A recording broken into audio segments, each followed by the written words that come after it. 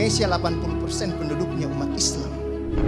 Tidak pernah meminta 80% hasil sumber daya alam yang dikuasai negara untuk umat Islam. Nggak ada. Ada nggak? 80% umat Islam penduduk Indonesia tidak pernah meminta 80% APBN untuk umat Islam. Nggak ada yang diminta. Ilahi nas tulil firdausi ahla.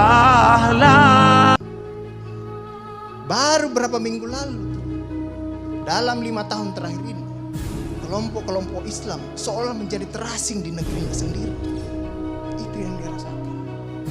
Berapa ulama yang berjuang mendirikan republik ini? Indonesia 80% penduduknya umat Islam.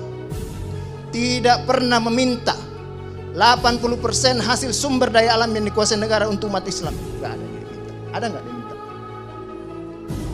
80% umat Islam penduduk Indonesia tidak pernah meminta 80% APBN untuk umat Islam. Nggak ada. Sederhana permintaannya masih. Dia mau berdialog sama Tuhan. Dia mau mengingatkan umatnya akan kebaikan. Yang tidak hanya mengajarkan doa makan dan doa minum, tapi juga cara memilih pemimpin.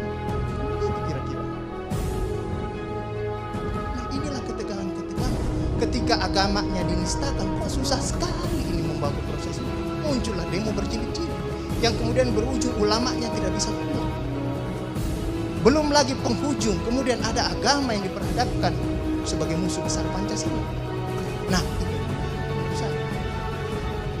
saya ini Islam, tapi bukan pengetahuan Islamnya seperti Ustadz Ali Mukhtar Ngabalin dan Abu Bakar. Ustadz Abu Bakar. Tapi dengan segala awam saya terhadap Islam, ketika saya ditanya Pancasila itu di mana dalam kehidupan saya, maka saya akan mengatakan bahwa ketika saya lahir, orang tua saya itu membisikkan Pancasila di telinga saya. Cuma bahasanya bukan seperti yang tertulis dalam Undang-Undang Dasar. Dia membahasakan Allahu Akbar, Allahu Akbar, Asyhadu an la ilaha illallah, Asyhadu anna Muhammadar Rasulullah. Apa yang saya dengar di situ? Ketuhanan yang Maha Esa.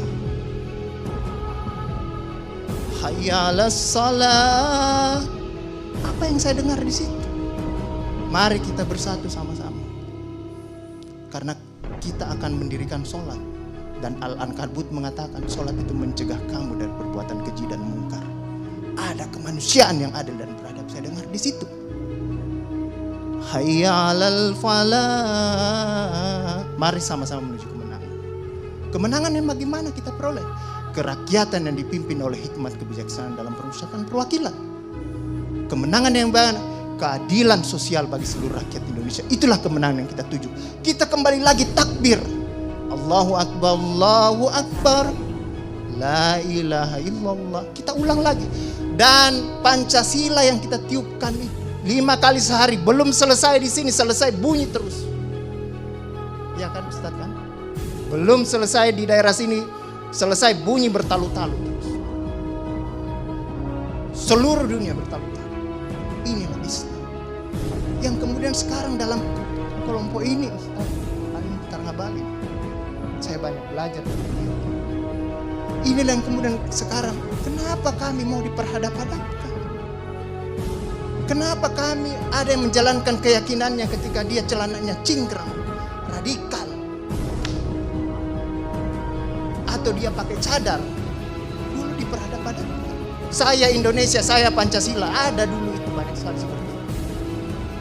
Kenapa kami seperti itu? Sekarang semua orang disuruh pakai cadar.